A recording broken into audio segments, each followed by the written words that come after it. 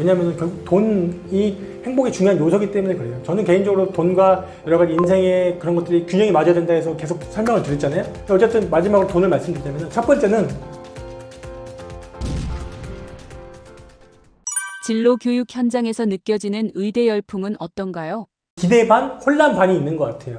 정확한 거는 이제 학부모님들 상담을 하면은 사실 제가 만나는 분들이 전부는 아니지만 제일 큰 그런 거는 방향은 이제 정해졌다. 근데 혼란에 있어서 어떻게 그게 시행되는지를 기다리고 있는 분들이 많고, 그리고 그것이 실제로 되더라도 아이들 중간에 바뀌지 않는지 불안감도 있고, 제일 중요한 건 그거 같아요. 지금 빨리 어쨌든 정책의 방향성이 일관성이 돼서 잘 진행되기를 바라는 분위기가 많은 것 같아요. 왜냐면은 공부를 잘하는 친구들 아니야 그만큼 범위가 넓어진 거잖아요. 근데 정원의 확대가 만약에 된다면은 그게 뭐 350명이 됐든 2000명이 됐든 어쨌든 확대가 된다는 것 자체가 그 아래 티어까지 올라오니까 학부모님들 입장에서는 그거를 좋아하는 것 같고, 이거에 대해서 선생님들도 사실은 좀 힘들어하는 건 있는 것 같아요. 왜냐면은 중요한 건 이게 결정이 안 되니까 학부모님들 상담을 정확히 할 수 없다는 게 좀 있는 거예요, 이게 지금. 그리고 제일 이건 여담일 수 있는데 의대뿐 아니라 고교학점제 이슈도 지금 굉장히 많은데, 전반적으로 의대도 그렇고 이것도 그렇고 교사들 입장에서는 이게 빨리 일관화되고 제도가 보완이 되길 원한다. 이게 제일 큰 것 같아요. 이게 옳고 그르면 둘째 문제고, 이왕 하기로 했으면 잘 됐으면 좋겠다 이런 거죠, 반응이. 그래서 학부모님들도 다들 이제 기대 반, 우려 반이 있다라고 이해하시면 될 것 같아요. 결국에는 이게 먹고 사는 문제랑 결국 직결되거든요. 내가 인풋을 했을 때 아웃풋이 나오는 가장 좋은 게 뭐냐라는 걸 학부모들은 생각할 수밖에 없어요. 특히나 지금의 학부모들은 더욱더 전략적이고 더욱더 고등의 어떤 교육을 받아온 세대이기 때문에 이성적인 추론을 많이 한단 말이에요. 그러다 보니까 의사를 졸업하면 혹시나 나중에 의사의 수입이 줄어든다 할지라도 다른 어떤 직업을 하는 것보다 낫다라는 판단이 된 거예요, 전략적으로. 그래서 할 수만 있다면 의사를 보내는 거고, 더욱더 우리가 대한민국의 사회 문제라고도 할 수 있지만 상향으로 가고자 하는 그런 욕구가 많다 보니까 할 수 있다면 전문직을 계속 보내려는 게 있는 거죠. 나는 이걸 못했지만 우리 아이는 내가 지원이 좀만 되면 할 수도 있다는 게 믿음이 있기 때문에. 그래서 저는 의대를 어떤 선호하는 현상이 옳고 그르냐 보다는 그런 흐름이 유지되냐 안 되냐를 봤을 때 저는 유지될 확률이 높고, 여전히 예전에는 그런 얘기 있었어요. 한번 불이 뿜으면 뜨거워지면 끓어버리면 이제 기화된다. 예를 들어서 우리가 80년대 90년대는 물리학과가 인기 있었고 컴공과가 인기 있었어요. 근데 지금 그게 좀 많이 줄어들었잖아요. 그리고 의대가 그 이후로 훅 올라왔고, 근데 이 방향은 이제 거의 그대로 유지될 확률이 좀 있고, 이제 중요한 건 이제 그런 거죠. 의대랑 이공계가 탑2로 거의 공고화될 것이다. 거의 문과가 더욱더 지금보다 더욱더 외면받는 식으로 갈 텐데, 그럼 결국 여기서 남은 거죠. 문과생이 이공계를 어떻게 융합할 것이냐, 문과생은 또 문과계를 또 어떻게 융합할 것이냐, 계속 복잡해지는 시대로 가는 이 시대의 흐름을 계속 느끼시고 따라가는 게 더 올바른 진로의 어떤 선택이지 않을까 싶습니다. 공부 잘하는 학생들은 보통 의대 진학을 희망하나요?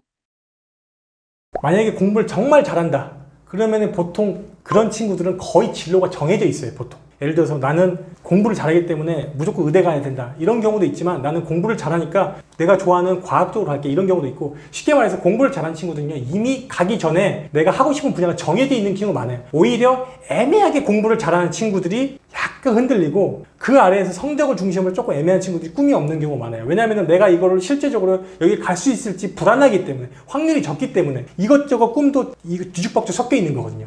그래서 만약에 어떤 친구들이 의대를 가고 진로를 변경하는 경우도 있고 가서 생각하는 경우도 있지만, 보통 이탈률은 많지 않다라고 이해를 하시면 편할 것 같아요. 부모는 의대를 희망하는데 아이가 다른 진로를 희망할 경우는 어떻게 해야 할까요? 저는 개인적으로는 그런 학생들을 만나왔을 때 대부분 한 번, 두 번의 미팅에서 해결은 되세요. 제가 해결하는 게 아니라 부모님과 자녀분이 대화를 통해서. 이게 중요한 게 뭐냐면은 아이들이 하고 싶은 게 있고, 예를 들어서 부모님이 됐으면 하는 게 있잖아요. 거기에 대해서 허심탄회하게 얘기를 했냐 했을 때 안 하셨을 경우가 굉장히 많아요. 했다 하더라도 1차적인 거, 2차적인 거에서 끝난 경우가 많아요. 근데 제가 이 얘기를 왜 드리냐면은, 제가 계속 강조하는 거는 디테일이에요. 우리 인생은 내가 한 번, 두 번 본 것보다 세 번, 네 번 고민한 게 완전히 다른 결과물을 내거든요. 내가 정말 만약에 공대에 어떤 원자력 공학과를 가고 싶다, 만약에. 그러면 거기에서 3단계, 4단계, 5단계 하고 거기서 파생된 직업들을 내가 생각을 하고 겪어보면은 생각이 바뀔 수도 있고 더 공고화될 수도 있어요. 반대로 또 어머니, 아버님도 더욱더 생각을 해보시려면은 어느 부분이 부딪힌 다음에는 결국 A나 B 중에 결정이 되거든요. 그래서 보통 공부를 정말 잘하는 친구들은 그 가정들은 보통 정해져요. 간혹 우리가 예전에 우리 스카이캐슬 뭐 그런 드라마 보면은 나는 의대 가기 싫었는데 부모님이 원해서 갔다, 이런 경우는 사실은 많지 않다고 저는 알고 있고, 대부분은 협의해서 가는 경우가 많고, 그렇지 않은 경우는 아까 말씀드렸지만 조금은 진로 변경이 있다. 그리고 결국에는 그런 경우는 자녀들이 원하는 쪽으로 가더라 라는 말씀을 드려요. 왜냐면은 거기는 자기의 어떤 철학이 있는 거기 때문에 보통은 부모님들이 져주거나 합리적으로 설득을 당하시는 경우가 많더라고요.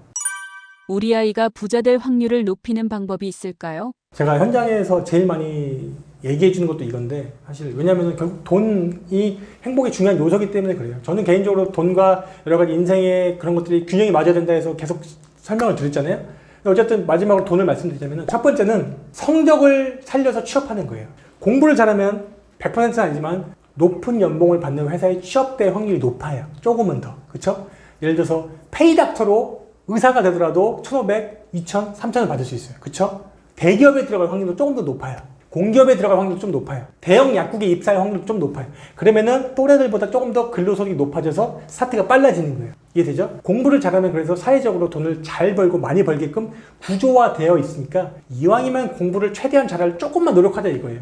의외로 공부에서 반에서 3등 했던 친구랑 반에서 10등 했던 친구랑 은근히 들어간 그 직장을 나중에 보면은 비슷할 때가 많아요. 그러니까 여러분들이 공부를 조금씩만 잘하려고 노력하자 이거예요. 이해되시겠죠? 자, 두 번째는 기술을 살려서 취업하는 거예요. 예를 들어서 땀을 많이 흘리면서 몸으로 하는 직업들이 있어요.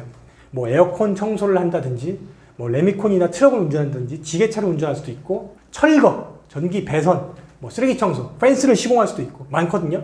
이런 쪽은 몸은 조금 힘들어도 시드머니를 늘리기 딱 좋아요. 전부 다 내가 영업을 어떻게 하느냐에 따라서 월천이 될 수도 있고 월이천이 될 수도 있어요. 그러니까 그런 쪽은 여러분들이 한 번쯤 알아봐서 그쪽으로 가는 것도 부자가 될 수 있는 첫걸음이다 라고 이해하시면 되고, 그걸 사업을 잘 하시면은 아까 말했지만 내가 영업을 잘하면은 기하급수적으로 회사가 커질 수도 있어요. 근데 물론 여기 주의점이 있는 게, 워낙 이런 쪽은 조심해야 될 게, 나한테 오면 한 달에 몇백만 원 벌 수 있어요 라고 가르쳐주는 학원 같은 게 있어요. 인터넷 강의도 많고 유튜브도 많아요. 맞는 것도 있을 테지만 100% 믿지 마세요. 강의 파리하는 사람들도 있기 때문이에요. 알겠죠? 그리고 세 번째로는 창업을 하면은 부자가 될 확률이 좀 있어요. 전부는 아니지만. 여기는 이제 하이 리스크, 하이 리턴 혹은 미들 리스크, 미들 리턴도 있어요. 자, 영업이나 홍보에 대한 스트레스는 다 나한테 있어요. 왜냐면 내가 해야 되니까. 내가 사장이니까. 내가 모든 걸 어떻게 하느냐, 얼만큼 하느냐가 달려있는 거예요.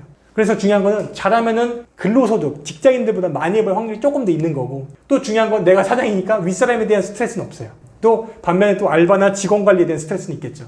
그래서 우리가 잘하는 프랜차이즈, 뭐 바스킨라빈스, 파리바게트, 본도시락, 본죽, 그렇죠? 뭐 교촌치킨도 있고, 맘스터치, 올리브영, SK텔레콤 대리점도 있고, 그렇죠? 판매점 그런 데도 있고, 아니면은 나만의 회사를 만들 수도 있죠. 프랜차이즈가 아니라 IT 회사, 저처럼 교육회사를 만들 수도 있고, 그렇죠? 마케팅 회사가 은근히 여러분 마진율 높습니다. 아시겠죠? 또 어떤 사람은 귀농을 할 수도 있어요. 귀어를 할 수도 있고요. 스마트팜을 할 수도 있어요.